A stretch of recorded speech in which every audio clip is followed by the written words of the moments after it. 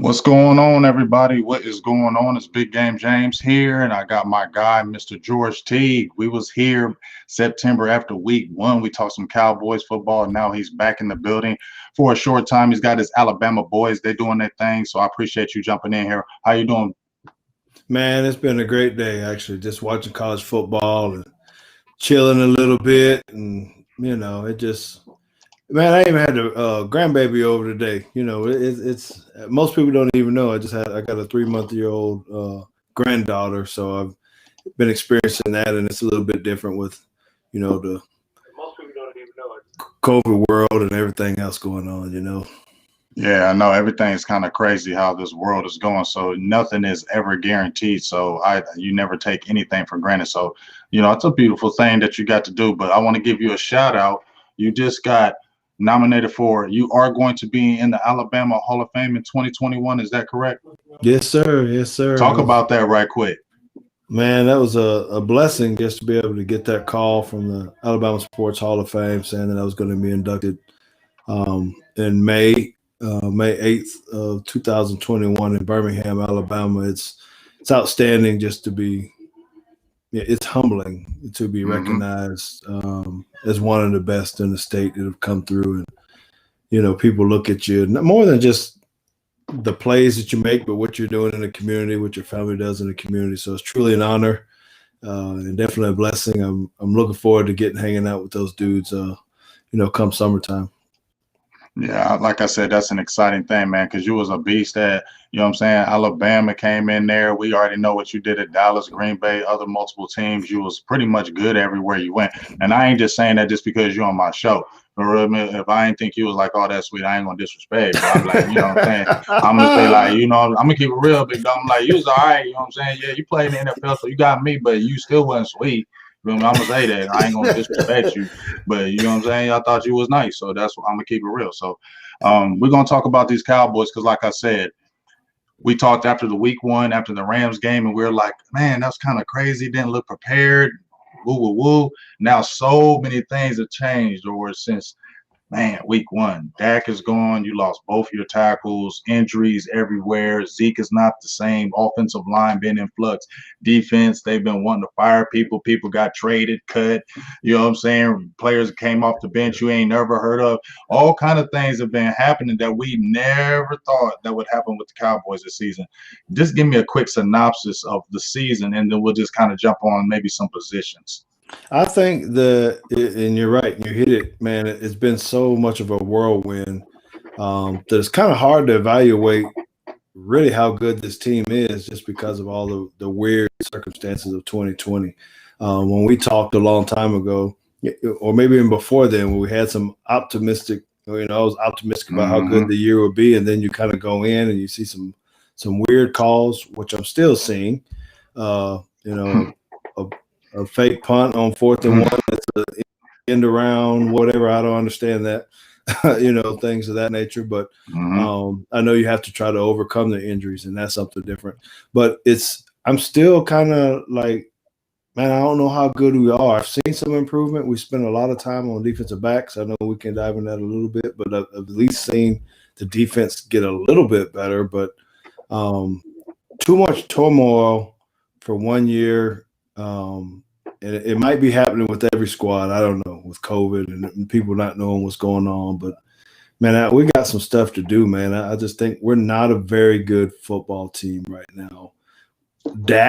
Losing Dak was probably the catalyst of all of it, obviously, because that changes the dynamic of the game. But, man, we got to be better, bro. Big G, we got to do better, man. Man, I totally feel you. I mean, you already know how I've been feeling. Let me give a couple shout outs, big dog. Shout out to my guy Young Wilson for the $4.99 holla. We love the hollers. $4.99 holla. Said Big Game James, thanks for the interview and always on top of the Cowboys Nation. Aloha, because he's coming from Hawaii. That's my big dog. I appreciate you. And then my man the Ninja with the $5 holla says hit that like button, especially for this one because we got Teague on here. But like I said, it's frustrating to me because you get a new coach, you get a new staff, and it's almost like it's the same thing, man. And it's like, why do these same things keep happening even with different staff? It's like we had this interpretation or this thought that what was going to happen, and it totally just blew up. You lose Dak and the whole team falls apart. That's crazy. So that taking me like, well, dang, was Dak holding up the team them last few years when we was making those other little runs? Because Dak goes out and we totally fall apart. It's really frustrating because it's a new staff. But let me give you a quick thoughts on Mike McCarthy. Are you one of the people that are saying, you know what, a lot of people are saying, man, let's look at some other people? Or are you saying, you know what, 2020 is a crazy year. Let's give this man at least one more year? I think you have to give one more year. I'm not the one and done type of thing.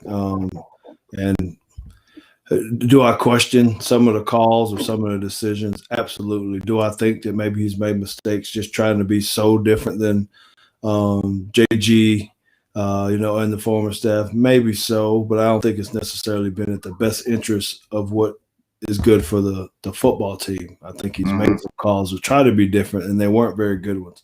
But, I don't know. Maybe that's the way he's always been, and he just happened to have a quarterback to get him out of in Green Bay that could get him out of, trouble and things of that nature. So I don't think we need to let it go.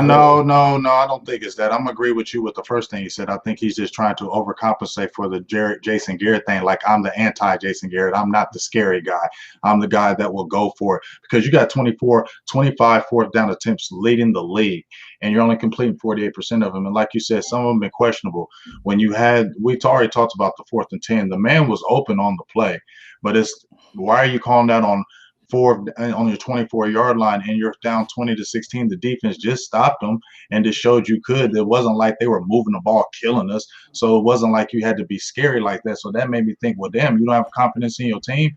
And then on the 4th and 1, the first one you threw the pass. Yes, it would have been completed, and I do think it was a pass interference. But George, you could have did a quick snap, QB snap, QB sneak, and you got the first down. You did it the second time and it worked. So you knew it was a higher percentage. That's why you did it the second time. So why would you just do it the first time and chop trying to be cute and tricky? I like Kellen Moore, but that's trying to be too cute when you're trying to win a game.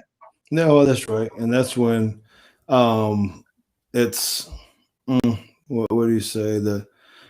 I'm not going to say I'm a fan of analytics or whatnot, but it just seems like that they are outsmarting themselves, trying to think of things. When you threw it on the 4th down, hey, you don't even have Amari Cooper in there, so I guess you're thinking that, hey, they're going to assume we're going to run the ball because we don't have our best guys out there, and maybe they'll fall asleep. That's not how the NFL works, right? They should know that. So no, you run the ball, even if they know. And sometimes you just got to put on your big boy draws and say, we're going to sneak, we're going to run it, but you can't stop it. Right. I mean, that's the thing. If you got to get too tricky, George, like, isn't that funny? Like, sometimes you got to be like, I don't care if we're going to run it. We're still going to do it, and you ain't stopping it.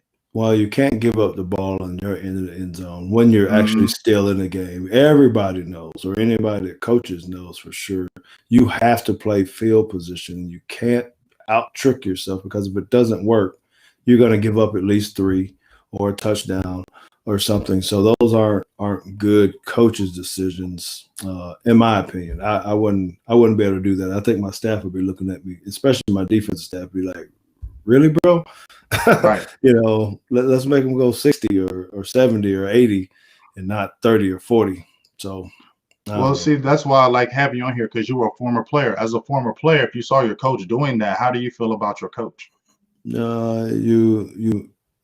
You tend to question it, and I think that's why we had – I don't remember what game it came out when guys started speaking to the media off the record, about not being prepared and things of that nature because they weren't respecting the coach's decisions that were being made on the field. And that does happen. There is talk of that. If anyone's telling you any different, they're lying. There are times where, as much as we're together, there's still a division between offense and defense sometimes, special teams, and another unit. Sometimes the coaching staff are not, because we'll sit on the sideline, cover our mouth up, put our jacket on, put our helmet on, because we know there mics and cameras out there, and be like, what the hell is he thinking, man? Why are we doing it? Hey, man, this is crazy, man. Right. They're too good to do that, and that does happen. So when it happens, I guarantee you that the defense, because they'll probably go two ways. What the normal person would say is, oh, coach probably has faith in them, so he's going to go ahead and run the fake, and he thinks that the defense can stop them.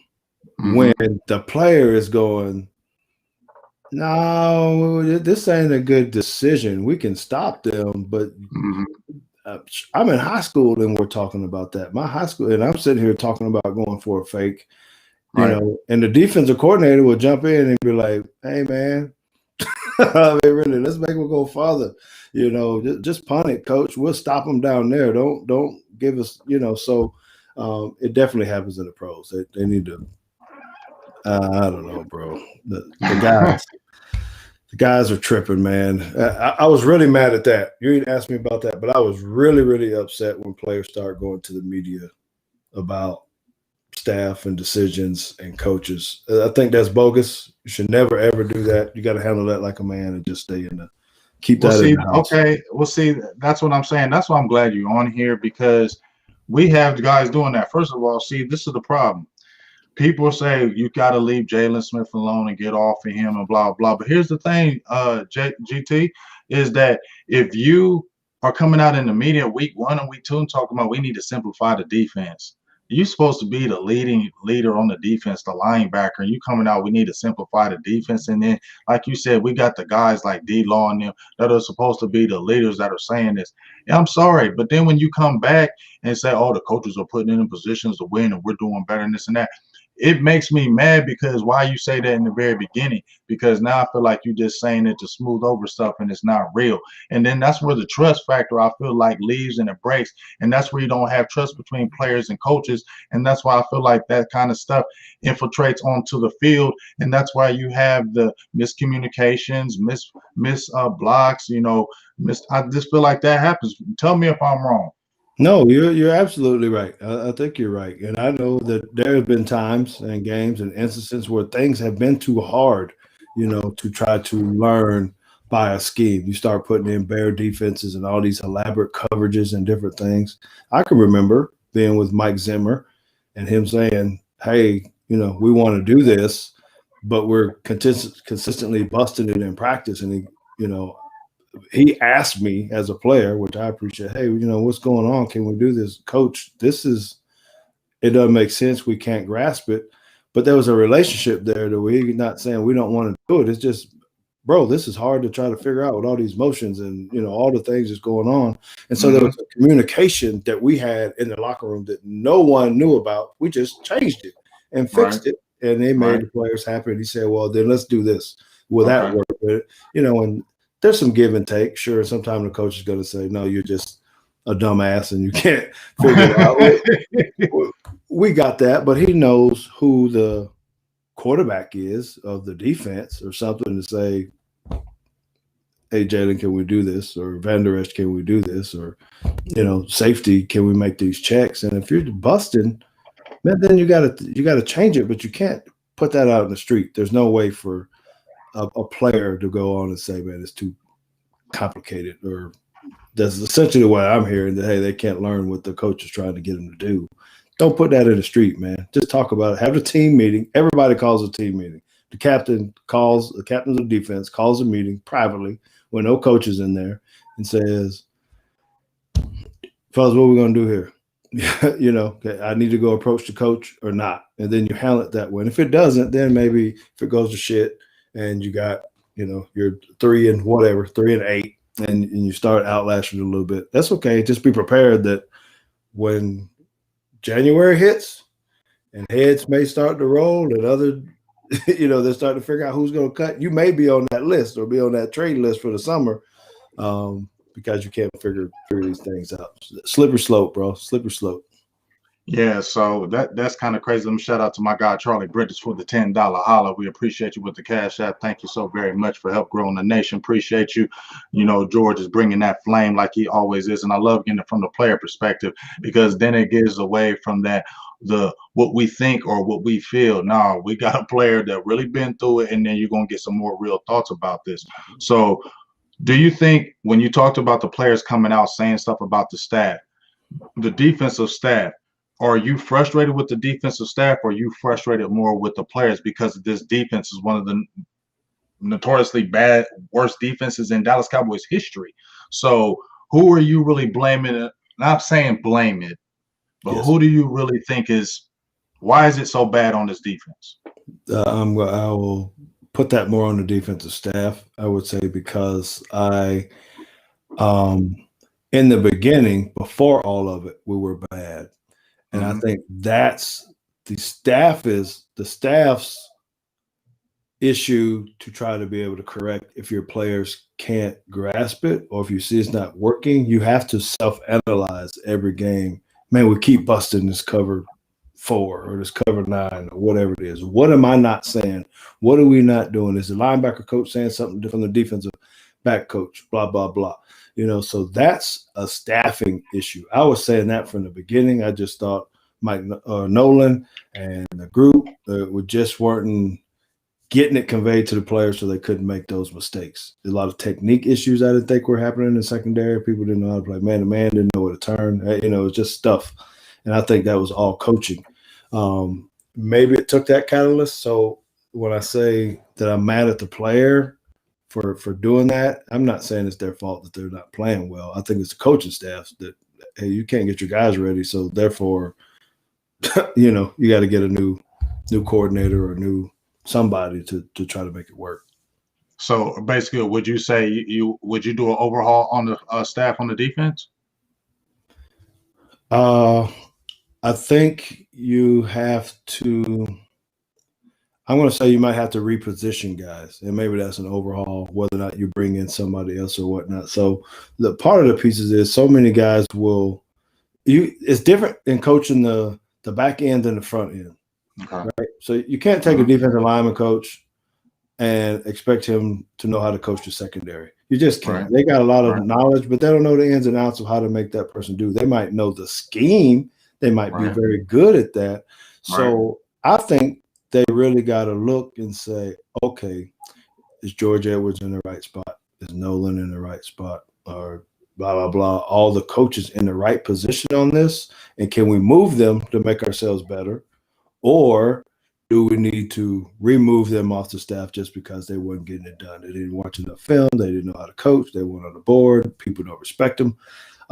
So before I say just get rid of the whole defensive staff, I'm not ready to go there yet because it showed some improvement. I mean, he played well against Pittsburgh, who we played after Pittsburgh. We played decent against Pittsburgh, Minnesota. Beat Minnesota, actually. Yeah, played pretty decent against, it's a good. I mean, the Washington game, we weren't bad until the end, I didn't think. Defense wasn't bad till the end. They were getting gashed, but, I thought they were playing decent. They were fighting. Yeah, I just don't like. I think it's what me and you talked about. Let me get this question out real quick, big dog.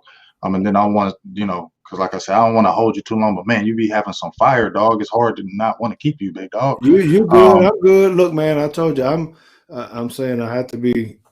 I'm not watching the clock. Don't do that. But okay. The Alabama game kicks off at 7:00. I am gonna watch Alabama put this booty whooping on LSU tonight.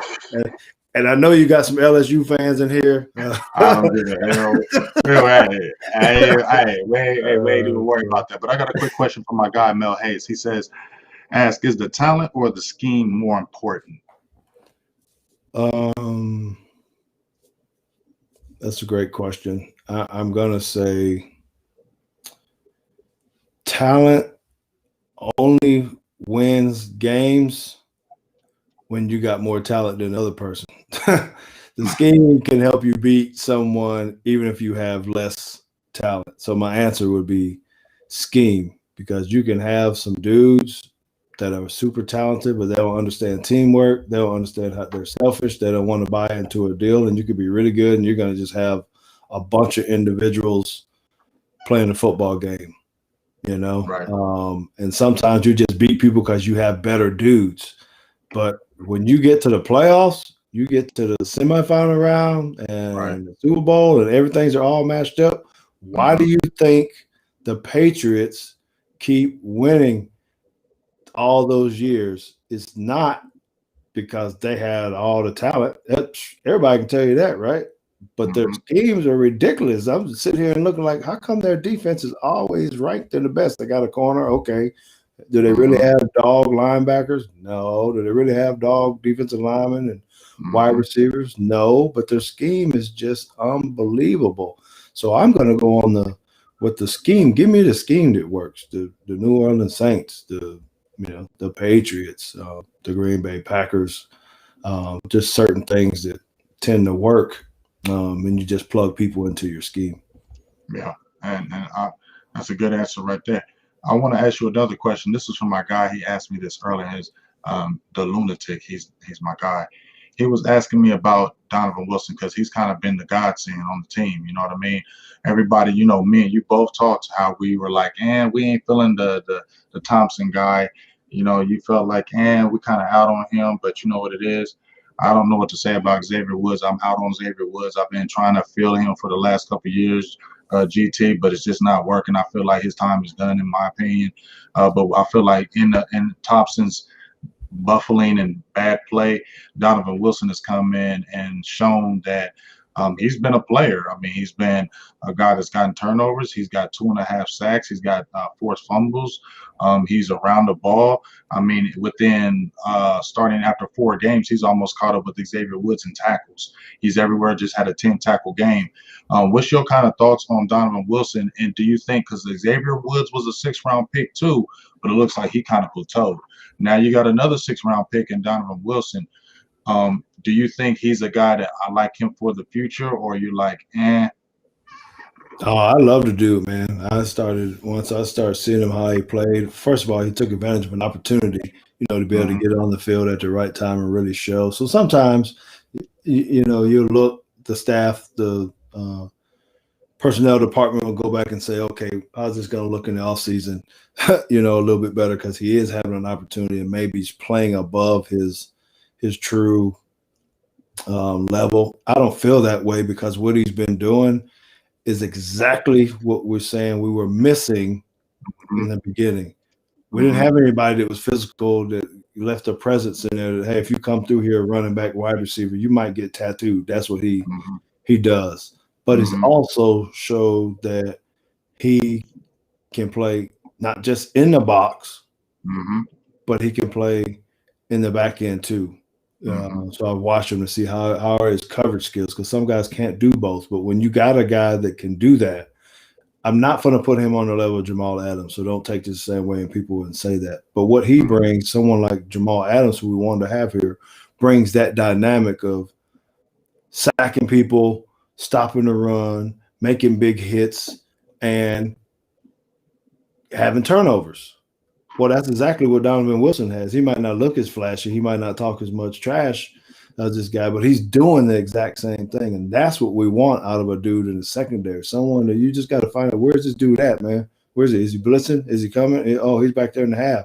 But he's still going to hit you, So that's a deal that I think that he could be a staple for us because of the way he plays. And you continue to grow him, no matter when he got drafted or whatnot. If he just continues to get better and get a real offseason, he might could be good. I'm with you, though. The other guys, I'm not really sure on, Xavier Woods. This is last year. Would you bring him back? I'm out on Thompson. Would you bring Xavier Woods back? This is last year. No, I think we can do better. Whether that's another draft pick or bringing another free agent in or something. I think that there's equal or better probably going to be on the market that we could, relook at that. And I don't know what our draft situation looks like next year. Not the first pick. I don't know how many draft picks we got, but if we can get us a safety in the 4th round or something like that, we need to do that, bro. I think. I got you. Well, my guy with the $5 holla, appreciate you. Ninja. He says, how would George react for drafting guard Pat Surtain if that happens? I don't know if he's talking about Pat Surtain, the corner, because I know Pat Surtain, his son is a cornerback. Let's say if we drafted I think we're 4th in the draft. I don't know how much you follow the draft or anything. What will be if the Dallas stayed, let's say if they stayed at 4, right? And what would be the position that you would pick if they stayed at 4? What would be the position you would pick, or would you be best player available? Okay. First, let me say the Surtain that he was talking about is probably the one that's at Alabama since he has Alamo stuff. There is another young Pat Surtain at uh, Alabama. Love to have him here. We can become Alabama West or or whatever. I'll be okay with that. He's a good player, but I don't think he definitely won't be drafted that high anyway. So for us, here's what I think our need is. This is just me. Now, Jerry Jones, I think will always pick the best available, but I think we're going to need another linebacker here soon. We got a couple good ones. I see you shaking your head, dog. We're gonna need another one, man. You might be thinking D line, No, O no, line. no, no, no. Listen, I agree with you on a linebacker, but I don't want to take no linebacker high. A Therefore, linebacker to me is like a running back to me. You can always get linebackers, man. Linebackers are more plentiful than like I feel like offensive tackles. You can get a good linebacker in the third or fourth round. I don't want to draft no linebacker, no top 5 or no top 10. I'm gonna be upset because that's a lot of pressure. And then if he don't fail, I don't like that. We already have would Banderas. you take a defensive end? The way I'm looking at with the draft from the draft people I've seen, there's not a guy out there. I don't want a DN. I want a D tackle. GT. Okay, I want all a right. dynamic D tackle because when's the last time we had a dynamic? When they had David Irving, you saw the difference David Irving made. No, he wasn't consistent, but when I said DeMarcus Lawrence had his best season all around, I know it was a contract year for sure, but you got 14 and a half sacks. You were awesome in the run game. You're like one of the top rated players the whole game. But David Irvin had 7 sacks in 8 games, and that 6'7", 330-some pound, you just don't see that, and that changes the game inside out. Which somebody asked a question. I think it was my guy Jason Turner. Shout out to him. Is would you really start with that front or the back end if you're drafting? I say always start with the front. I know you're a back end, so you can dispute me on that. But I feel like if you got a nasty front end, it makes your job so much better when you having a nasty back end and you got terrible people up front because y'all got to cover all day. And I don't think that's possible. Yeah, I don't think you take a secondary guy. They maybe 8, 9. And I don't know what the history's been, but I think you can't get too high on that because you're still going to look for a running back, quarterback, wide receiver, some kind of splash, someone who's going to sell a jersey, kind of thing. Typically, probably at the beginning. But I will say I will agree with you.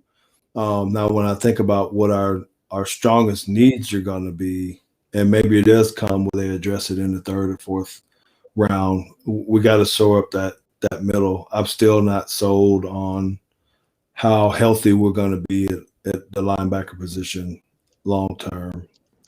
So we need good people there. The D line is really starting to come on pretty good. You got to get a secondary guy, but I'm telling you, Jerry Jones, if there's some guy slips and there's another wide receiver out there, I think So would you think he would draft a Jamar Chase? yes, absolutely he would. Absolutely he would. Guys, man, this past draft, we knew exactly where he wanted to go, Jerry. I think we all knew kind of where it lined up to where he was gonna want to pick and want CD Lamb. I was literally texting like, okay, we're got to get our guy, our defensive guy, and then I got to thinking that's not going to happen because he's going to take CD Lamb regardless of if we need him or not, and that's what he'll do. If he feels like someone slips that might be ranked high on the board to get them. So, I know we got a few more games left to really see if this defense has really changed, solidified a little bit more. How well is the secondary really going to play once we play San Francisco? I'm not necessarily worried about the Ravens, especially if Lamar Jackson doesn't play. They're running. If he does, well, let me ask you this because I got a question. I didn't mean to cut you off. I apologize. But I got a question from my guy, DeLunatic. He asked, let's say Lamar Jackson does play. Do you think bringing our safety down, play 8 in the box and 4, Lamar Jackson to beat us with his arm, do you think that's the way to go with Lamar Jackson? Absolutely. Because what happens when you have a running quarterback, you create an extra gap, an extra running deal, an extra lead blocker or something, and you got to have it because he is a running threat. I mean, they're calling running plays for him. And although he can throw, he's still inaccurate. He's still not making the best throws. I think you have to. He hasn't shown who he was a year ago, and you need to force him to throw it. Mark Andrews, the tight end, ain't really in there. Marquise Brown's not Marquise Brown, I believe that's his name. Hollywood. Yeah, Hollywood. He's okay, but he's just not. He ain't scary to me like some of the other guys. So I think you load up and say, Mark Ingram, you ain't running it. J.K. Dobbins or whoever you put in there running back. Lamar, we got enough. If you try to do the zone read, we got an extra safety on the backside or a linebacker on the backside. It's going to tackle you and force him to throw the ball, and hopefully we can get the turnover, or create a turnover. I'm with you on that. I mean, when I see Lamar Jackson, I ain't going to lie. How they pumped him up the past year. It was kind of like, it's like I get frustrated with that, GT, because I feel like y'all played in the NFL and y'all know better. You talking to me real, in my opinion. But I see these guys that be doing backflips over Lamar Jackson. That's like, we know daggone well he's not no polished passer right now. And y'all just didn't really understand and see him. And when the defenses get to watching that, they're going to shut that down. You're going to have to be able to throw the ball in the NFL.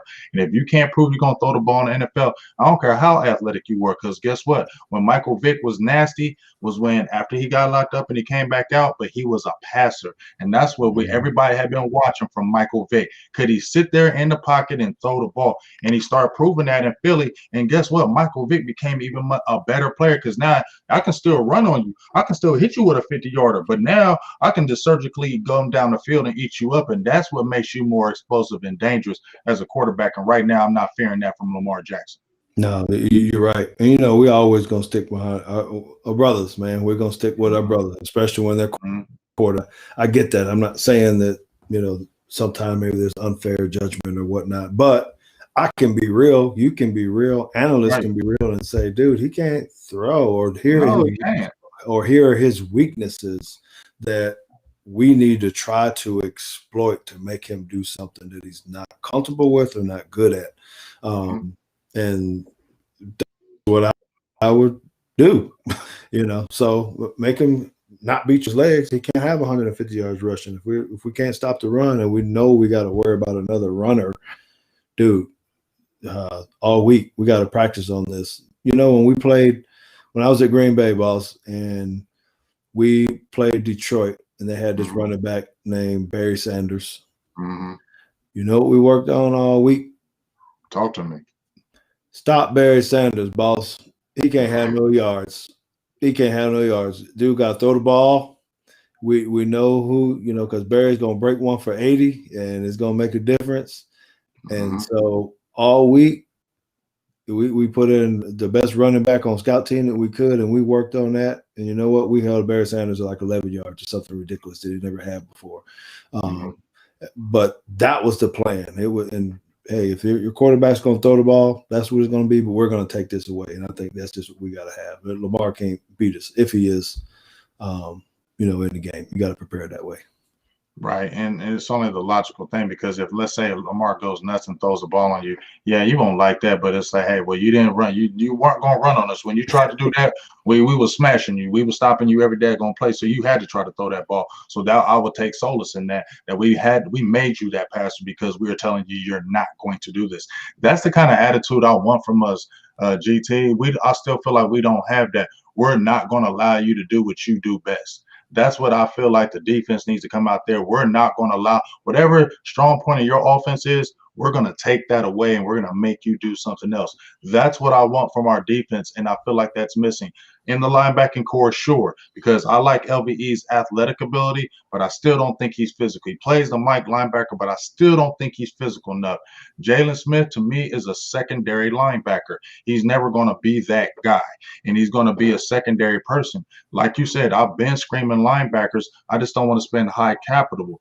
We got to figure it out. Like you said, on the safety, we need a dynamic safety. Dynamic safety. We can't bargain shop no more. We need to get out there, Steven. In my opinion, you ain't got to spend $75,000 on million on 5 guys, but get one. If you got one who's young, you allowed to get one. It's okay, and that guy can be a cornerstone. Stop trying to get him in the fourth and fifth round, and then you try to develop them, and then if it don't work, you got to start back over again. Sometimes it's okay to get a guaranteed commodity.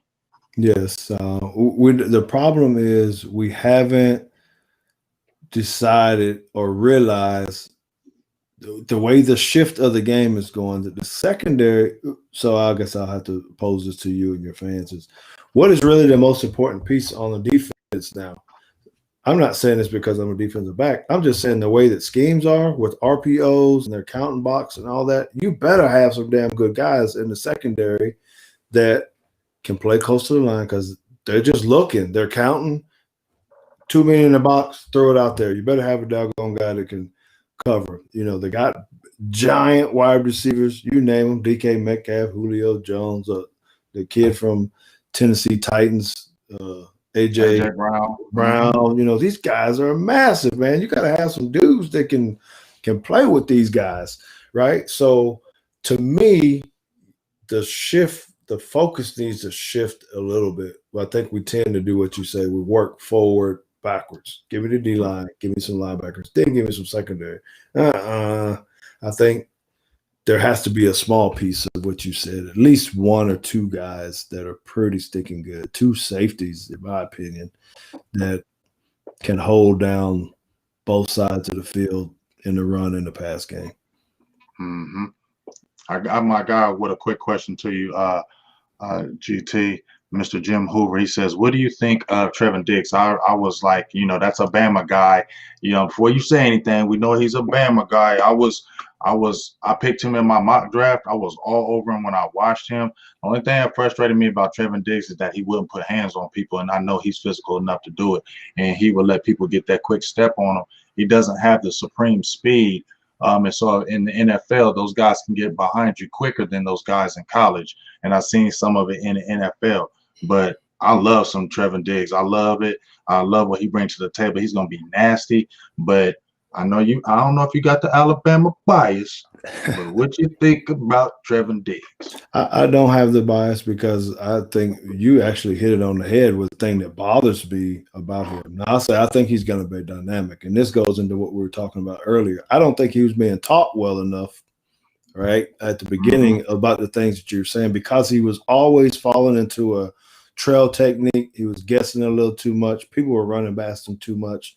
And to me, that's, what are you teaching a guy about his technique? Where are you putting his eyes at? What is he cluing? What is he looking at? Because it looked like there was a lot of guessing going on. Like, okay, he's going to run it out. I'm going to jump that in and boom, So I think you might have saw on Twitter. That's why I would put that, hey, if I find another defensive back that doesn't doggone backpedal when you're in man-to-man, he need to be fired. Because I was talking about Trayvon getting run past and man-to-man sitting flat-footed, and the guy just run flat past him. That wasn't good. But now, do I think he has some other tools? Can he do it? Can he run? Does he have some ball skills? Was he getting better? Absolutely. So I do like him. I think he'll be a staple. I hate that he ended up getting hurt and couldn't continue to develop, but he needs to work. When you're taking a wide receiver to moving over to DB, there has to be more fine-tuned, open at 45, stick, jam, what you're saying, get your doggone hands on this dude and try to disrupt it a little bit, because his quarterbacks are too good. They're going to eat you alive. And your career is going to be shortened if you don't figure that out real quick. Yeah, I mean, that was, and I would see, do you think that's taught within because you have Al Harris there now, right? And Al Harris, he's a veteran. He was with KC. You had Marcus Peters over there. He had a lot of turnovers there.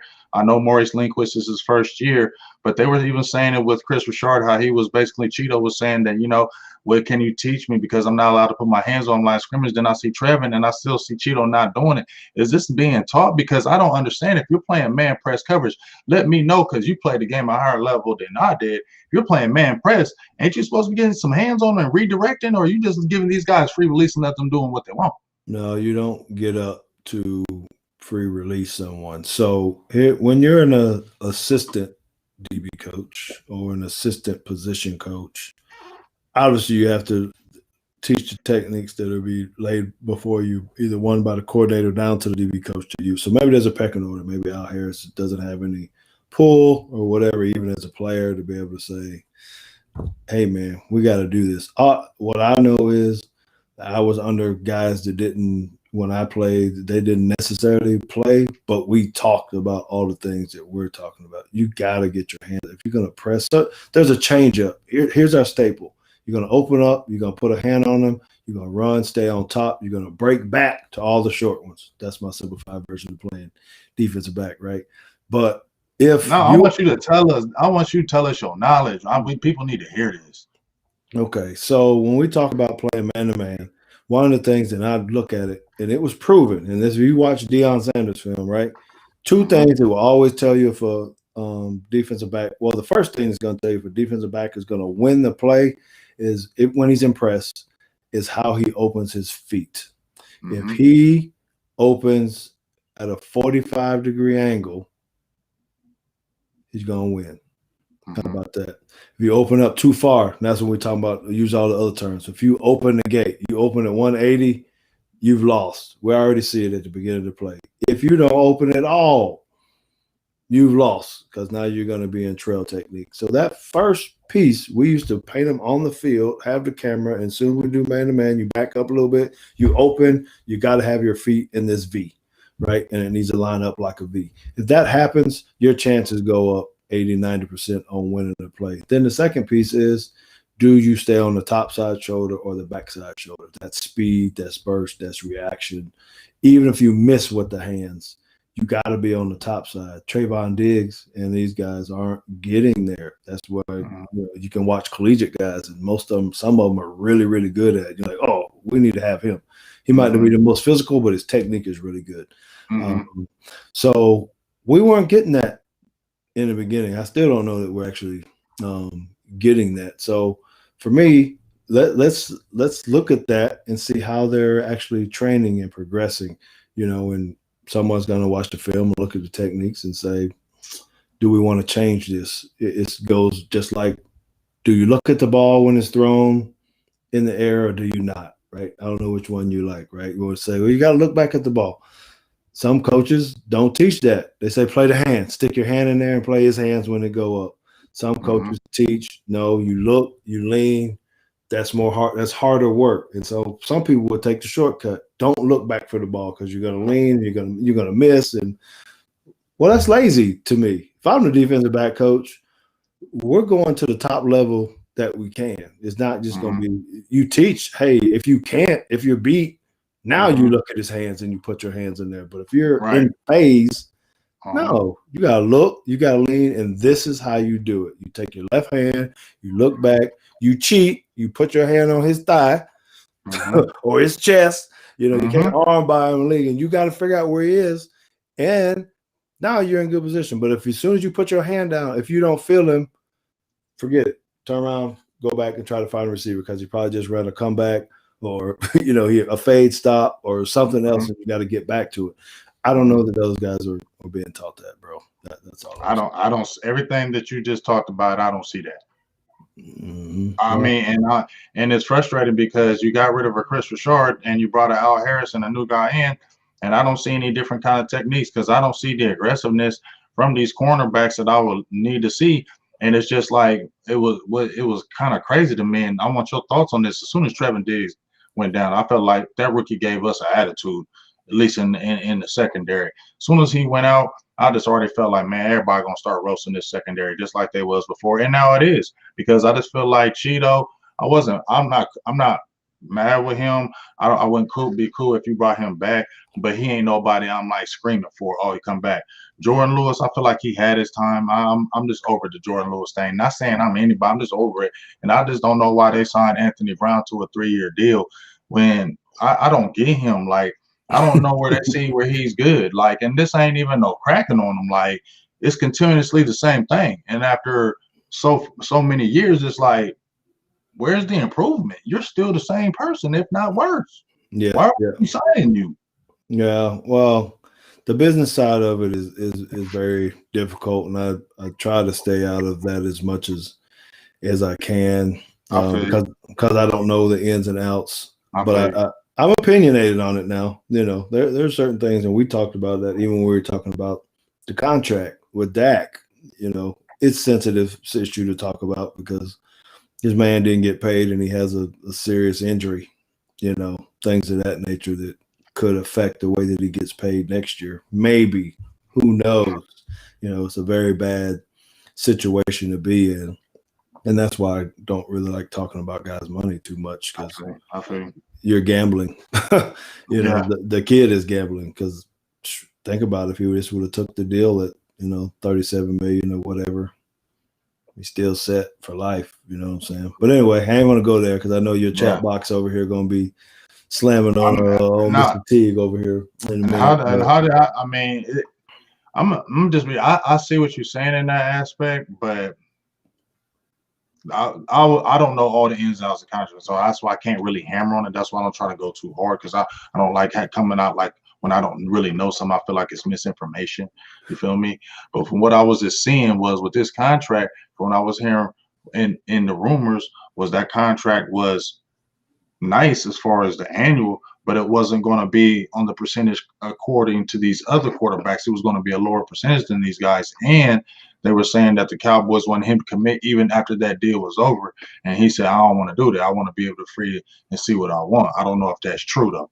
Well, so, and not knowing the specifics of that, here's what I can tell you about specifically for my contracts and my knowledge of how contracts are built for players, because they are different. And I've had multiple styles, because I've been on 4 different teams, and one time I wanted to do one as a player, and one time I wanted to do another as a player. So my first contract, I was trying to get it front loaded as much as possible, and of course the organization always wants you to be back loaded as much as possible, or even why is that? Because it's more advantageous to the organization, because they kind of got you hooked. Maybe you're making $600,000 the first year. Come in and prove yourself. You hadn't done it. You hadn't made it. Yeah, you're good in college or whatever. But this is the NFL. You got to come in. The next year we'll give you $1.2 million. You're going to get a little bit better. We're going to see how you are in the community. The next year we're going to give you $3 million. So your contract is a 3-year, $5 million contract, but over half of it is in the last year. In that example that I gave. And I'm like, no, I want all mine in the front. Let's decrease it. It's weird. Most people aren't doing that, right? Or at least if it's going to be $5 million, I want 1.5, 1.5, 1.5 every year. Doesn't matter. Let's just make this agreement, right? So if your agent isn't that good, or if the kid is a knucklehead and just says, nah, I just want to get the contract, then you start running into issues, right? Of what your contracts look like, and we can't understand. And that's, I always try to find out much as I can about how is a contract divided, especially when I hear the numbers. Oh, there's big old numbers. Yeah, but where's all the money at, bro? And if it's at the end, you should know there's going to be something screwy going to happen. It's going to be a bad contract. Something's going to happen, and it's not good for the player, because then but sometimes it's not good for the team either, depending on what their what did they say here? Someone talking contracts. He talking about, can he hold $5 million for the next stimulus check? And I love you, people. I don't know who Pat 1994 is, but that's a good one, bro. That's a good one. But I like you talking about this, because so many people really don't know how them contracts work. So when you hear a number, right, because like the public will hear, right? You hear a number. Oh, see, why ain't he take that? He too greedy. He this and he that. But they got to see where that money's getting paid, what time, the sections it's going to be paid at, correct? I mean, is it going to be front loaded with the guarantees? How much is the guarantees going to be at this particular time? Those all matter. And just because it looks good in the public, don't mean it's a good contract in the behind the scenes, correct? You know how those contracts look when you go to the bank or some store or somewhere, and they got all that fine print. It's exactly an ideal that, hey, it's going to look like this. Here's your number, but that's where these dates come in. What does it look like on March the 1st? What does it look like on June the 1st? And those things. And that's where it gets dicey, because now you're saying, so if they cut me in March, when I ain't making no money anyway, because you make all your money through January. I don't know if most people know that either, that your whole salary is paid August to January. Then you don't get no more checks to the next August, right? See, tell us that. Tell us that's big dog. I'm not trying to tell you. I mean, I'm just saying people need to notice so then people be a little more sensitive. Okay, well, that's why that happened. They need to notice the.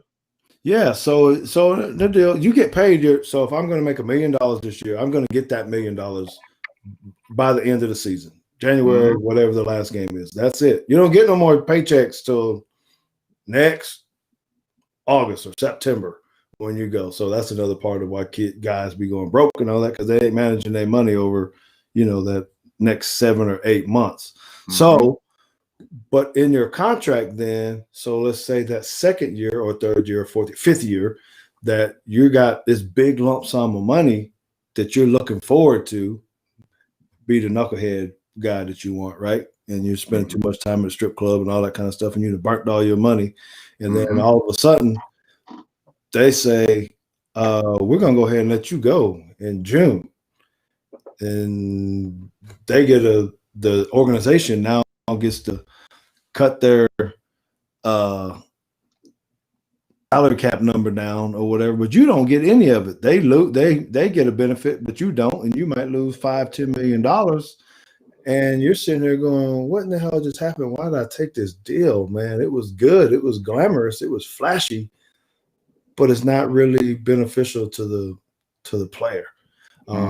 So we gotta be mindful of that, and that's why I really try to look into how is this deal constructed. You give me the numbers, but if I don't know how it's constructed, and that's why I don't know what happened with. I just keep going back to Dak because maybe we said it's $37 million a year, but we don't know how it looked for real. Right, that's what I mean. What does that really look like? I really don't feel like he was being greedy. Maybe I don't know with the agent. Maybe the agent, because I heard him and Steven don't have the best relationship, and that's already a bad thing. If they don't have good relationship with the agent, that's already bad. But I just don't feel like Dak is that guy. But I also feel like Dak is going to be like, hey, this is what I'm worth. And this is what I want to get paid because, this is what I did. And if you undercut me from these other guys, then, yeah, I'm going to have to chill on that. I mean, I would feel the same way. Yeah, I agree. And nowadays, everything's coming down to signing bonus because sometimes we can overcome some of the back end stuff. It's a sign front end is good enough. Hey, give me $100 million now. Yeah, it's $200 million contract. I'm just making something up, but you're going to give me 50% of it now. Right. Hey, man, I'm good. And maybe I only make $1 million the first year, and like I said, then 5, and then 10. Something large on the back end. Maybe you can do with that as a player, but if they're not giving you money up front, I've had that. Nah, George. We want to give you $3.5 million, but your signing bonus needs to be $500,000, and your first year you need to play for minimum. No, listen, no. Man, he just turned down $5 million. No, I didn't. I know what this is going to be like in another year. They're going to get me for 1 year. I'm going to be a camp body. They're looking for something they need, and they're going to have me come in and play for this little bit of money, and then they're going to find a way to get me out of there the next year. Then I'm back on the road, and then it's negative. Now he's moving around from team to team to team to team. What's wrong with this dude? Why is Clinton Dix going from team to team to team? It could be because of a deal that he set up. Might not have anything to do with the way he performs. I don't know. I got caught in that, bro. Big James, I tell you, man, we could talk forever. My deal when I got I can talk because this is the stuff I be wanting to hear because so much stuff that we don't hear, the behind the scenes, all we see is the playing and maybe see some interviews here and there. That's why I be trying to get all the players I can because I want people to hear the real stuff of what players really go through, contracts, coaches, behind the scenes, plays, calling. So when you see it as one thing, you have more of an understanding when you're looking at the game. It's not just what you see. It's so much more involved in that from what you just see on that field. And that's why I want to try to bring always the full projection of our squad. And I want to bring former players who want to spit that fire in the real. I want the truth. Yes, that's right. So here's my last little piece. I'm gonna give you a little truth, fact, just for you to food for thought, right? And I only know this because I was in the coach's office doing this. This when I was getting ready to actually start trying to coach in the NFL 10 years ago. So this is old news, but it really hit me hard because I just came out of being a player. And I was sitting in the office with the coaching staff. and we're getting to that point where you had to start doing roster cuts, right? Mm-hmm. And they kind of knew who they were going to cut already, but they couldn't tell the players that, and they needed to practice more and give him a player the insight like he might really be making the team because they're trying to save someone else. So we don't want to practice Zeke too hard. Let's let Tony Pollard get all the reps, make him feel a little bit better or whatever. This is just an odd example, right? But knowing that they were going to cut Tony Pollard, and this is what they said, though, but you better not get him hurt. Whatever you do, don't hurt him. He can't pull a hamstring. He can't turn an ankle or nothing because we're going to cut him at Tuesday at 3. And if we're going to cut him and we get him hurt, then we got to give him a severance or a payment structure because he's hurt and we're going to cut him. So whatever you do, don't get him hurt. Man, I'm sitting here like this. I'm like, this some bullshit. You know what I'm saying? So you want me to – and this guy's talking to me and saying, hey, coach, how do I make the team? How do I make the team? What do I got to do? I'm the coach. Wow. So now I'm having to BS and talk and do some stuff. And that's why I really learned more about the game and how you got to have a different kind of mindset as a coach to say, you think about it. How do you answer that? If you know the guy is about to get cut and the player walks up to you, hey, coach, man, I just really want to know how I got to make the team. Right. And the answer is you can't. But you can't tell them that. You can't tell them that. That's part of the business that no one ever can talk about, will ever talk about. But as a player, some of us may know that, hey, writing's on the wall. I saw it when I was in Atlanta. Hey, they weren't trying to get me hurt. They were trying to trade me. Hey, you're on a team. Oh, no, you're good, man. I'm asking, how come I ain't playing in the preseason games? Oh, you good, man. We didn't send you play. We know what you can do. You got the record at NFL and this and that. And I'm calling my agent like, hey, bro, this is stupid, man. I don't know what's going on, but find out. But I ain't playing. I ain't even break a sweat today. So what the hell is going on? Wow, that's wild. And then I got cut a little bit later. Now, thankfully, I had a coach that walked up to me. I'm giving you real good shit now. That walked up to me and drove up. When I pulled into the complex, my position coach said, hey, Teague, if I was you, I'd go ahead and go home, bro. I'm not laughing. I'm not laughing. That's the truth. I'm not laughing about I'm in my Benz. I'm in my 500 Mercedes SL. I got the top down. I'm being the shit. He come in and he say, hey, bro, you might as well go ahead and go home, man. I'm like, what are you talking about, coach? Whatever. This is at 7 a.m. He says, at 3 o'clock today, they're going to cut you. Coach, so they're going to let me sit in these meetings, go to practice, do all this stuff. Yeah. I'm hot now. I'm furious. Like, are you freaking kidding me? No, man, you might as well go ahead and go. I'm just going to bite the bullet and you just go ahead and go. And then all I could do is ask the question, well, what happened? And this is the part I'm going to get to. Well, what happened? Why are they cutting me? I know I'm one of the best safeties. What are you doing? And this is what the coach told me. It's a numbers game. You're not fitting into the numbers. Your contract is not going to work for us at this point. It has nothing to do with their playing ability. It's a numbers game. So they're going to cut you today at 3 o'clock. I got it. I understand it. I don't like it. I got you. And so that's when I'm telling you about this stuff with the contracts, I'm a little bit because I've dealt with it personally myself because I don't numbers don't add up sometimes. Right. All right. Hey, man, I appreciate you. I know you got to get to your game. I thank you for jumping on here, big dog, and quick, and give me all that fire flame. Give me all of my fire emojis in here because George definitely brought it, man. Shout outs to you once again for making the 2021 Hall of Fame in Alabama for Alabama University. Go out there and continue to rep it. Check out, give them a few shots where they can find you. I know you got the Tees, take all that good stuff before you jump off here, big dog. Yeah, man. Why don't y'all hit me up on Twitter or Instagram, Facebook? I'm at Teague Football, TEAGUE Football, at Teague Football. Y'all find me there. Come chat with me. Follow me up a little bit. We'll have a good time. I do a podcast on Tuesday nights at 8 p.m. Central Time, 8 p.m. Central. It's called Teague's Take. Teague's Take. Is like I said, you can find it in your podcast apps or channels. We do show it live on YouTube, Periscope, and Facebook. Always have good guests on here. We try to do a big game. We talk about Alabama football, NFL, the Cowboys, of course, and even some high school football because I'm a coach. But we just try to keep it real, man, have a good time and try to do what we do here. And, y'all just follow me, man. Come on. All right, yeah, you already know. And we got mad people already always going to say thank you for defending the star. You always going to get love for that for life. Like, that is your life for life. Like, you will always get the love because ain't nobody ever going to forget that one. Yeah, no, we all appreciate you for life doing because I remember when it happened. Before you get off here, I remember when I saw T.O. running the second time back there again. I was mad as hell. I was like, man, if don't nobody do nothing and go do something to this dude, I'm going to put some pads on myself. I don't care if he bigger than me. I'm going to go hit him.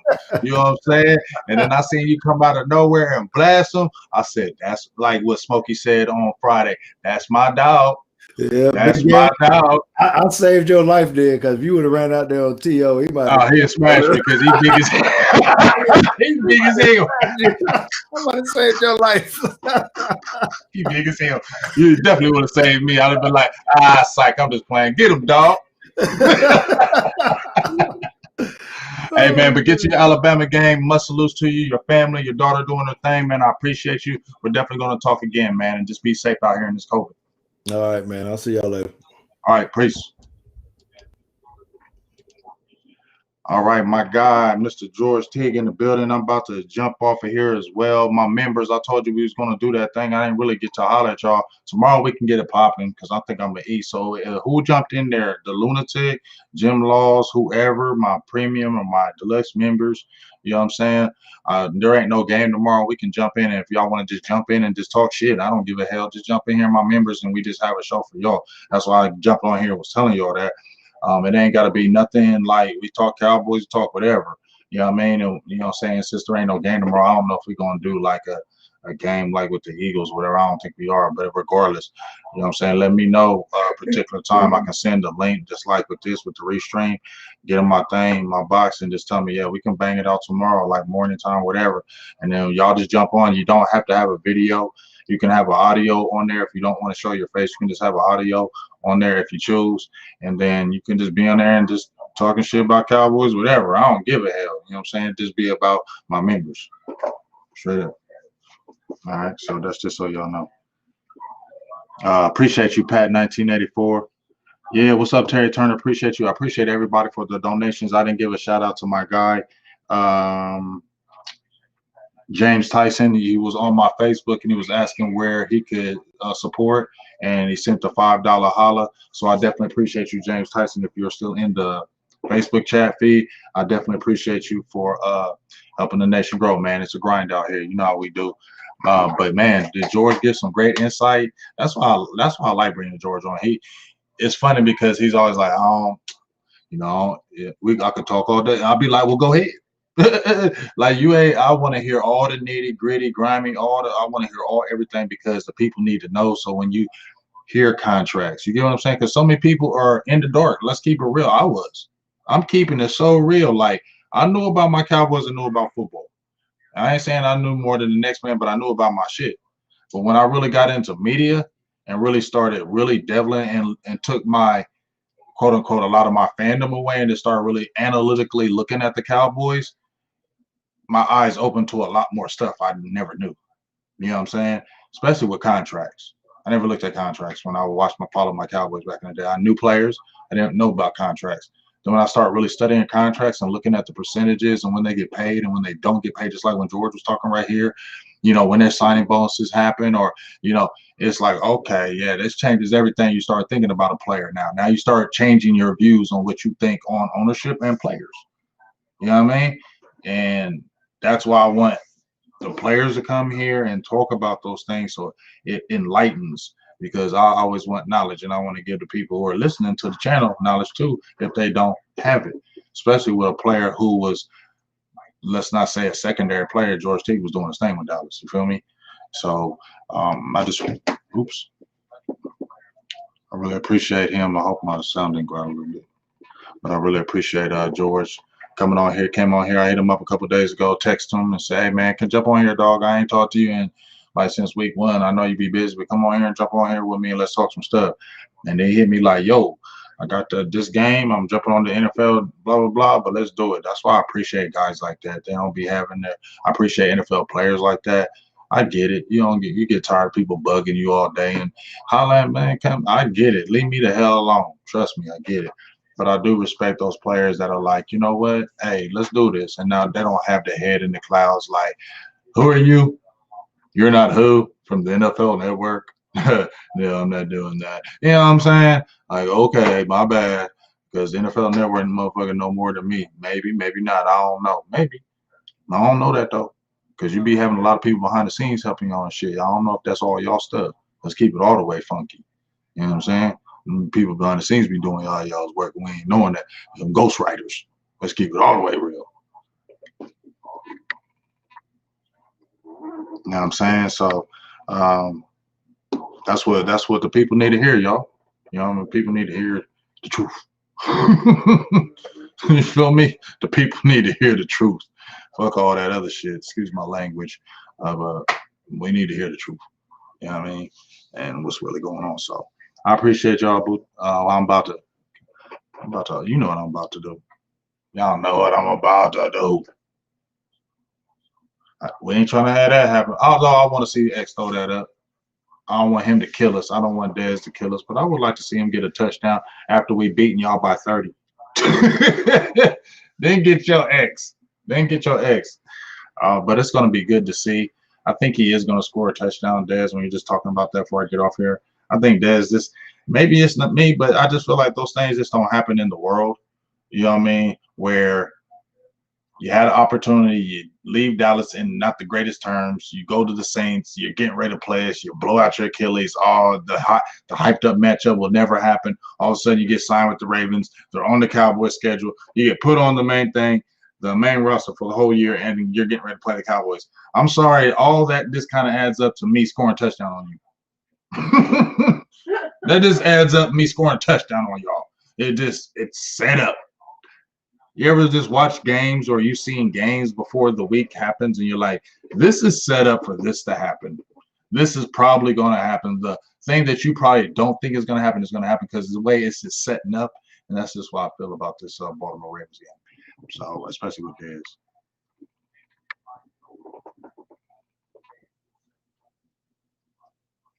Yeah, that'd be dope if CD threw up that X to give X that shout out if he scored a touchdown. CD should definitely do that. Not mocking Dez, but giving him his respect in that game. I'm definitely feeling you on that, Jim Laws.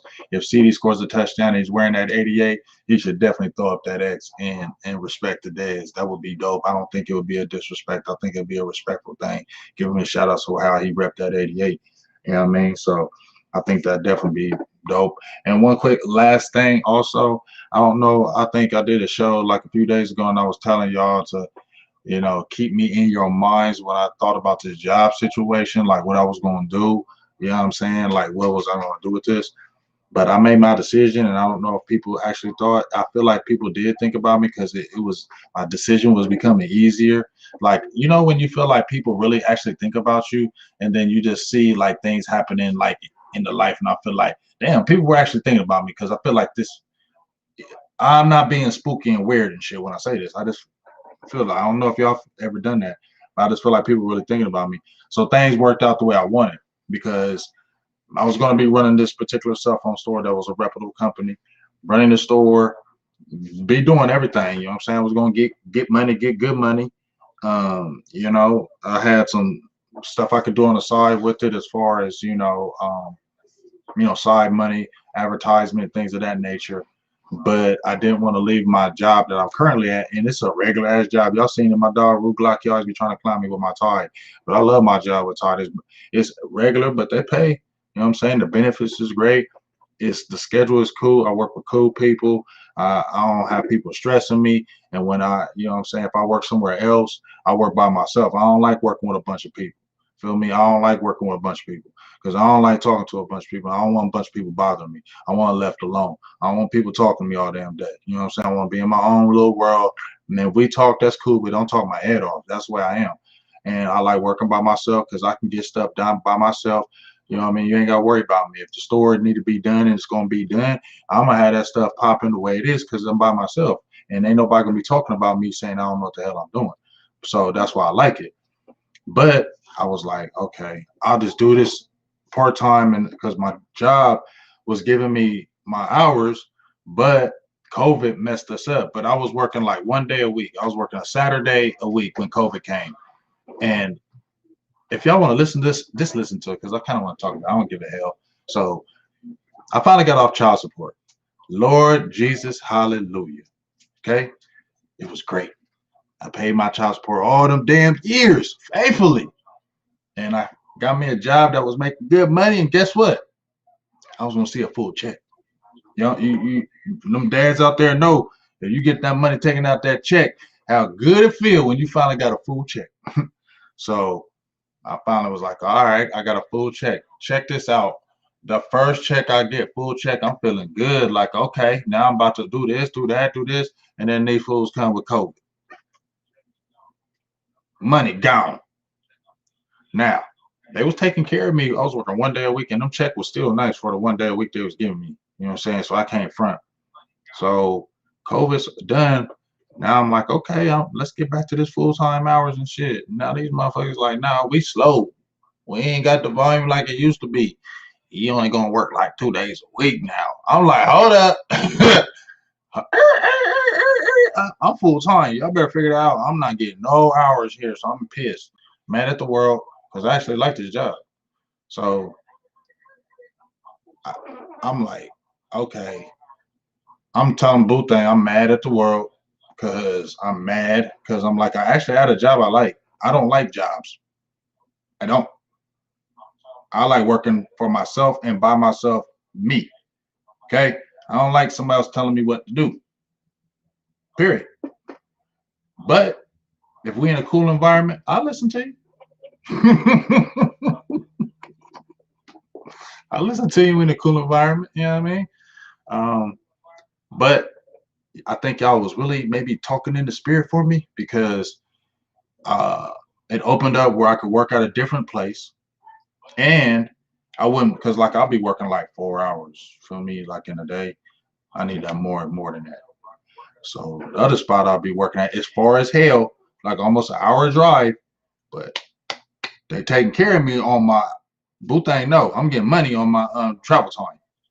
They paying me good on my travel time. Feel me? So that's a check. That's money right there. And when I go to the store, I'm working 8 hours. It's in the bougie neighborhood. It's in the bougie neighborhood. These people is rich. Where I'm at. These people are rich. But you know what? I know how to talk to them people. Hey, how you doing today? Oh, yep. I know how to talk to you. So you leave me alone. Oh, I just love him. I just love James.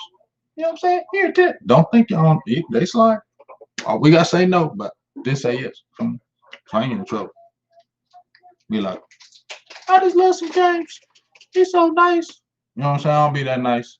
You know what I'm saying? But I'm working by myself. I'm good. So anyway, it worked out. Now I can work at this other spot another couple of days, full hours, and I can get paid on my travel time, and it's gonna bump up to what I need to. Everything feeling good.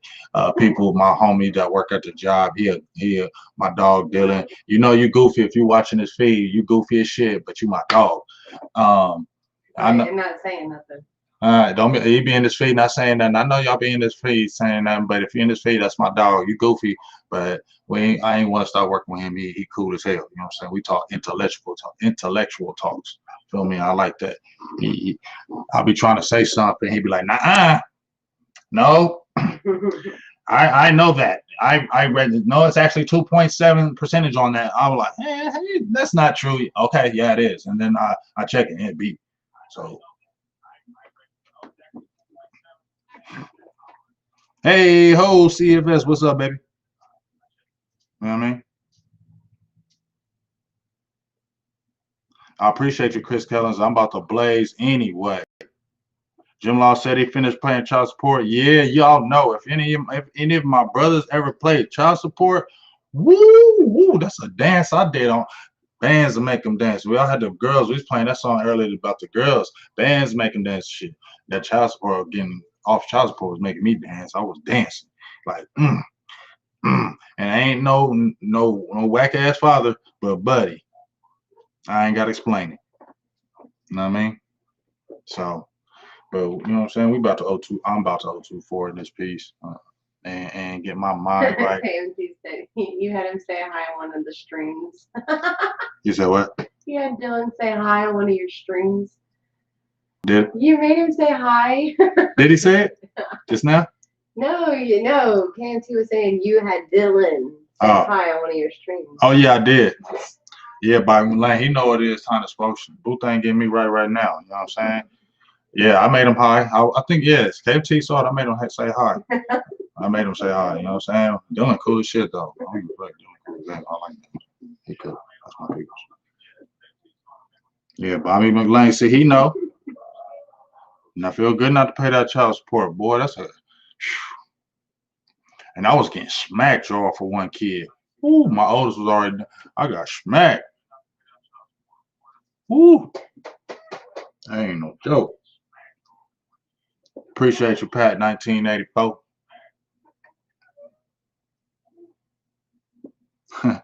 See, nah, I'm gonna keep it real. KMT says, did I get a bad haircut or is it the beanie game? James the wave now. Keep it real. I love this hat because this always been my style, KMT. I like this. This always kind of been my style. But I am rocking a little more because my hair hasn't been cut. I need a haircut. And I'm keep it real, dog. Them grays is banging now. Like them grays is banging, you know. When my hair get long, them grays is like, wow, they out there like, what up? They out there nutty now. You know, before when I first started, I was like, okay, it's only a few grays, I'm good. Now that hair get long, them grays is ridiculous. Man, I just ain't trying to let everybody see all them grays like that all the time. I get hair in my face. That's why I be shaving my face because they get all right here. They everywhere now, dog. They ain't running. They taking over. It's the hostile takeover. What up, David Jenkins? My people. What's up with you? I appreciate you, Steve Lumpton. I appreciate all y'all. For real, for real. Appreciate all y'all today, man. I love y'all.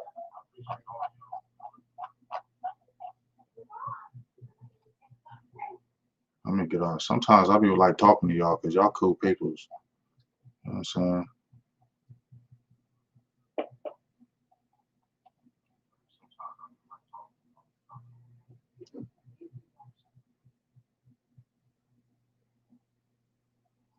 Hell yeah, Brandon Boyce, you ain't lying. What up, Wink? Brandon Boyce ain't lying. He said like a bunch of spiders. I don't know what the shit that look like. It look like a bunch of. It's crazy up there. I be looking at my hair like, damn. But I ain't gonna be that guy. I asked myself, would you be that guy to color it? I don't want to be that dude, though. I don't want to be that dude where I color my hair. I don't want to be that dude. You know what I'm saying?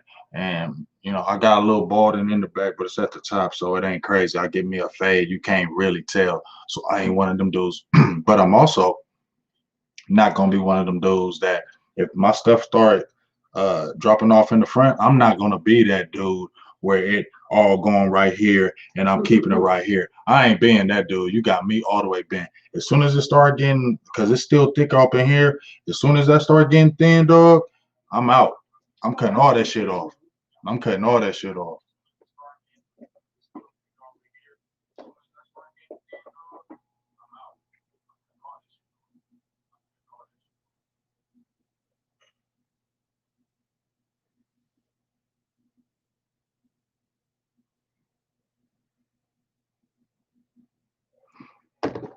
You feel me? I mean, and I'm gonna keep it real, look fresh in this. And whether y'all say it or not, I don't care. I am my own mind. I think I like to look fresh when I wear my hair like that.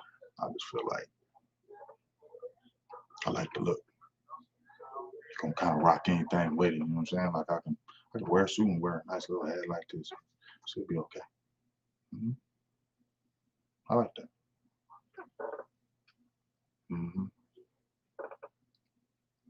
So you still ain't allowed to talk about how you ain't allowed to talk about you, right? How you? I remember you couldn't roll nothing. I remember you couldn't roll shit. So we're talking about before. BGJ looked and said, "Put that $10 on some just for me." Oh no, I definitely can't do that, dog. Yeah, hey, I'm feeling you on that KMT on that Michael Irvin comparison. I rock with you on that. Hey, if I tell you my hair growing, it's all gonna be bald, and I'm gonna keep my goatee. I'm gonna be fresh though. I've already had the bald head. I rocked the bald head when I was young. Oh my God, Coach D says when I come back to VA, I don't know. We'll see. We'll see when that. You know what I'm saying? We'll see when that happens. I'm really trying to get back to home to Texas. For real, for real. That's the main goal right now. Get back home to Texas. My son done graduated. You know what I mean? He trying to do his thing. We talking about that situation right now. I want to make sure he good all the way.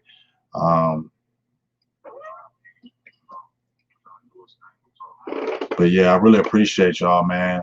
Y'all just some good peoples. Like I say all the time, you know, people ain't gotta listen to you, right, boo? People ain't gotta listen to you. Like you can sit in here and you have one person be listen to you. You don't gotta have nobody listen to you.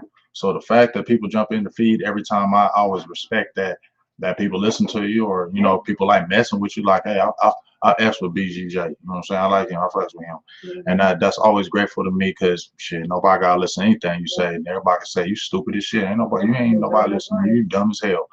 So I do appreciate that every time. So don't ever let me tell y'all or think that I take any of this for granted. I'm always grateful for the good talks we have and for y'all being the audience for me, and just you know, um, I ain't never gonna be on that. One of my homies, he seen me when I first started this like in 2017, and he said some old wild shit to me. He was like, "Hey man, I can't wait till when you get to Texas. We gonna kick you. I'm gonna get your autograph." I said, "Nigga, shut the fuck up." Man. He like, "Yeah, I am." And I'm like, he's like, "Cause I remember when you started." Nah, yeah. I'm like, "Motherfucker, don't ever come at me like that." Like, bruh. That's one of them, bruh. Yeah, I'm a big game, but I'm chilling like y'all. Like if I was like if I was one, I would be one of them people. Boo, I would be one of them people if I was like rich. This is how I would be. That's why I would be in trouble. I would worry people. I'd have to have security around me because I would be the person that if I was rich, I wouldn't be that stuck up motherfucker. Oh, don't touch me. Stay away from me. Oh God, you're a peasant. I wouldn't be that person. I'd be that motherfucker jumping in the crowd with you motherfuckers. I'll be that motherfucker jumping in the crowd, kicking it, you know what I'm saying, with regular people, like not thinking I'm anything. I'm kicking it. I'd always have that security because probably somebody try to rob me or murk me. I'd try to shoot your ass. You know what I'm saying? Because I'd be kicking it with the regular people all the damn time. Real talk. I ain't going to want to be around them goofy rich people all the damn time. I seen enough of them. I ain't hating. I'm just saying. I'm kicking it.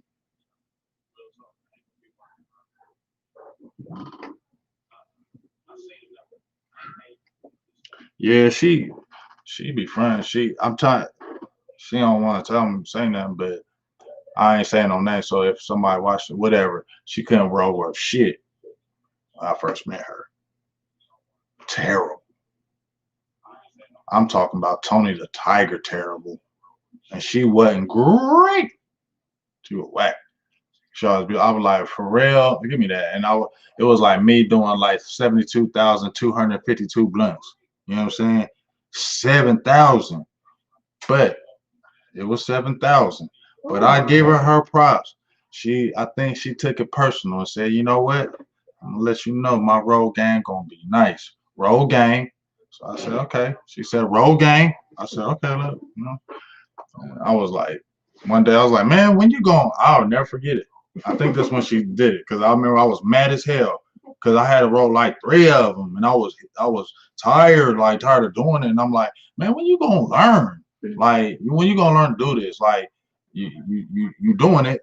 When you gonna learn how to get that popping? Feel what I'm saying? And you know, I mean, I give her props. You know what I'm saying? You know what I'm saying? I mean, I give her props doing your little thing though, because before it looked like a snake. it looked like a snake before, you know what I'm saying? But she stepped it up. You feel me? She stepped that step up game, you know what I mean? And because I was like, you ain't gonna keep doing this and it's always me. It's like not gonna be doing this all the time. So she took it personal. I've seen it grow, and I feel like a proud papa. I didn't teach you, but I feel like a proud papa that I raised you in that game to get you to learn. And now when I look at you like my son, you like my daughter, like you my son. Look at my son getting them. That's my son. That's my son. That's my son. That's my son. That's my son. Feel me? Sun shining. That's my son. Feel me? Got it right. Raised her up in the ways. And now we good. I feel good. Like I feel confident when I leave you by yourself because you my son.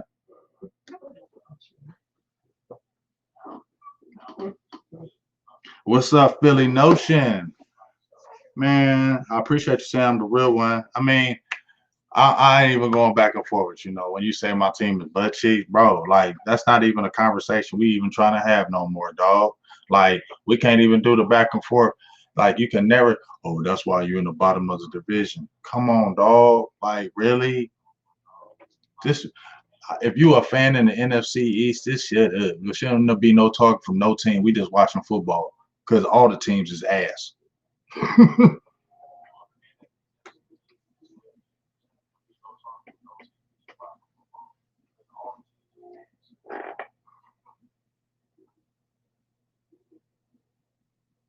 Oh, we don't get no runners over here, Jim. We definitely don't have them running over here. Them jokers burn good, slow. Feel me?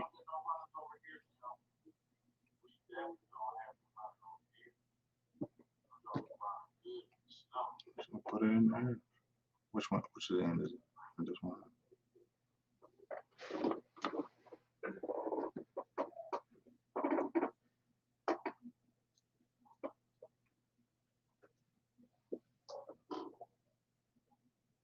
What up, X Brown?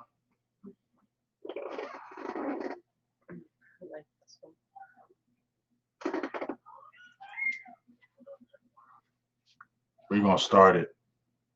I'm gonna probably put it out though, cause I see. One thing good about her that is not good with me.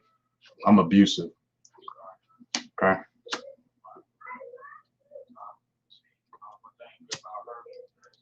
I'm abusive. See, she can conserve. She can conserve me. I throw five. I'm sorry. I throw five to your face. I don't care.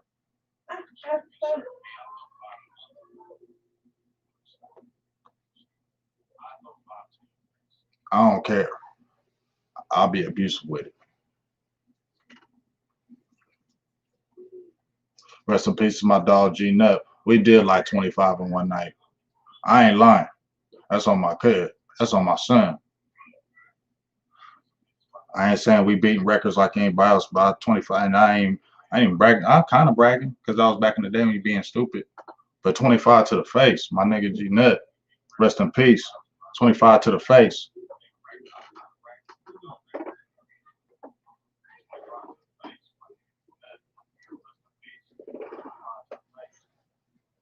He said that George Bush.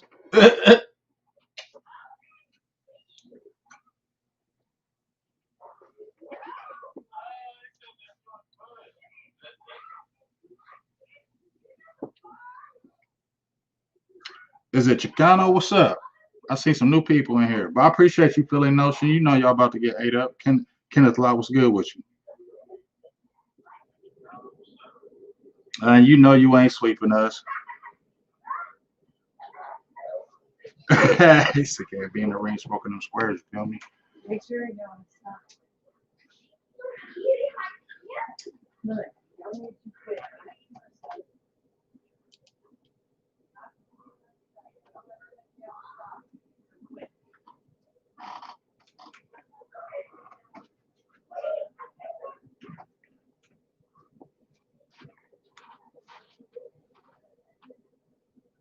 Yeah, see the ninja, you know.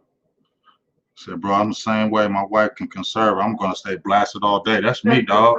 Like, I don't have no control. You know, I don't. I love Mary.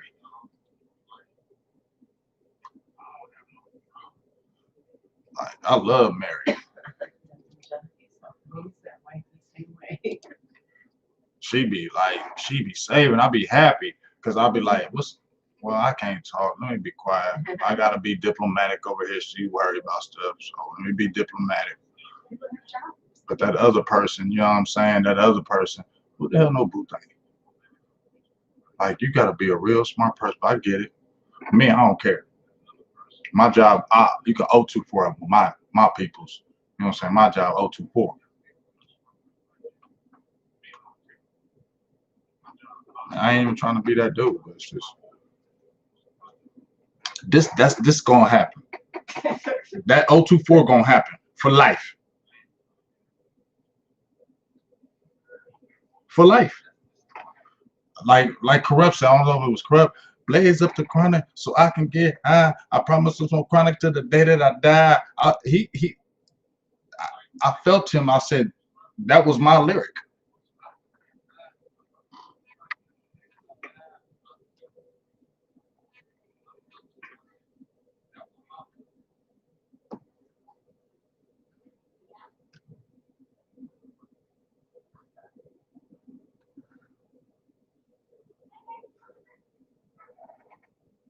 He said, BGJ, what old school hip hop was you bumping today?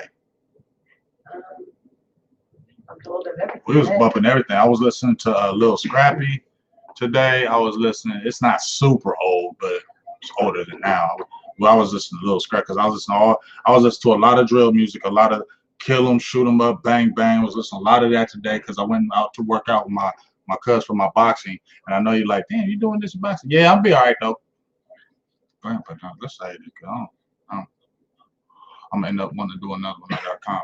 But I went and worked out with my cousin in the boxing gym today. Here. Yeah. And then so I was listening to Lil Scrappy today, T.I. Who else was listening to? 3-6 Mafia, Roddy Ricch, that Cadillac. Throw some D's on him, man. This not a Cadillac.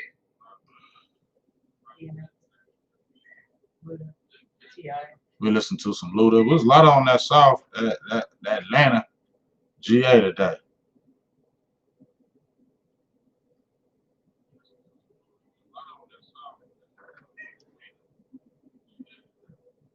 Yeah, I'm gonna get you with that. Hey, bro, you gotta get them Columbus barbers to get you. Man, I don't care. I'm gonna probably be like Ed Reed. You see how great he done got. He don't give a hell. I'm gonna keep it fresh. Like I'm gonna always feel like I'm gonna always look young in my opinion. Like I ain't gonna be looking like even with my my grades get long. I look kind of older. But when I keep that stuff trimmed, dog, I'm gonna keep my young look. That's why I just feel like it ain't changing. Like if I'm looking like this at 50, what? That's only 2 more years in the piece. I'm at this at the 50 looking like this. Man, ain't nobody telling me shit. I don't care. Appreciate you, my dog Jim Laws, for the $2 holler. Billy Notion been drinking that bone water, that 024. Yeah, Ed Reed, it has still. But see, I ain't gonna let my stuff be nappy like his. My stuff always it's 2-3 weeks. Yours is gonna be a good salt and pepper. Like I said, if I'm looking like this in 2 more years, I'm feeling damn good about myself. Yeah, he got that salt and pepper for real, but his stuff is like crazy. Like his stuff is like here crazy. See, mine gonna be trimmed. It's gonna be like 3 weeks, and then I'm gonna have to go see the barber.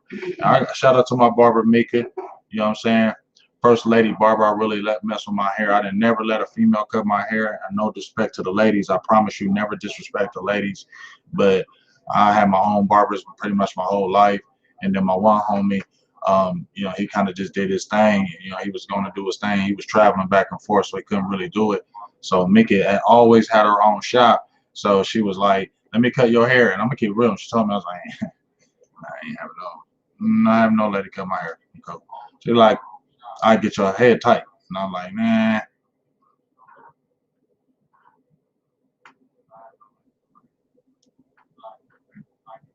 My boo like them haircuts. Yeah, she does a good job. She does a good job. I can't front on her. She does a good job. So I had to give her props. I never thought I'd have a lady cut my hair good and it'd be crispy. Like I'll be getting out some days. I'll be like, damn, you look good, dude. You know that one haircut when you get out, you be like, you look good. You know when you looking like this?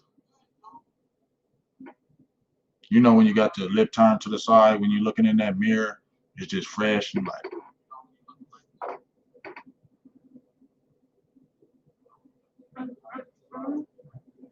you be like this. I'll be doing that. I don't know what y'all do, but I know when I got the fresh cut.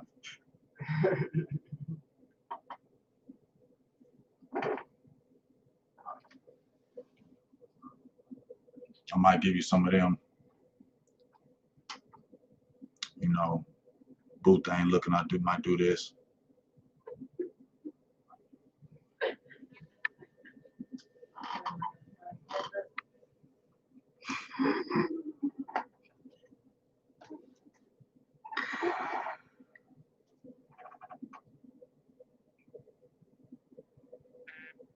Yeah, man. I can't slack on the ladies. David, I already know your collection is ridiculous, for real. You be telling me about your music. I ain't on your level. You used to be a DJ. I can't touch you. Although I pretty much know all the music that's out there. My mother and father listen to everything. So, you know, I heard everything. So I like that. But let me get off here, man. I'm hungry. Oh, shit, she ain't want to hear that. Oh, damn, we did 8, but I don't really feel like an 8. I have to look. But hey, I love y'all. I'll talk to y'all tomorrow, man. Y'all want to get that in tomorrow, man. Holla at your boy. Get in the inbox. Holla at your boy. Let me know what y'all trying to do tomorrow. All right. I think we might rock that game tomorrow with the hype with me, Law, and Sky. We might do that Philly game and watch them boys get their ass whooped. We might do that game just so we can clown them all game. Feel me? Clown them ops. We gonna clown the ops for the whole damn game. So we could do that.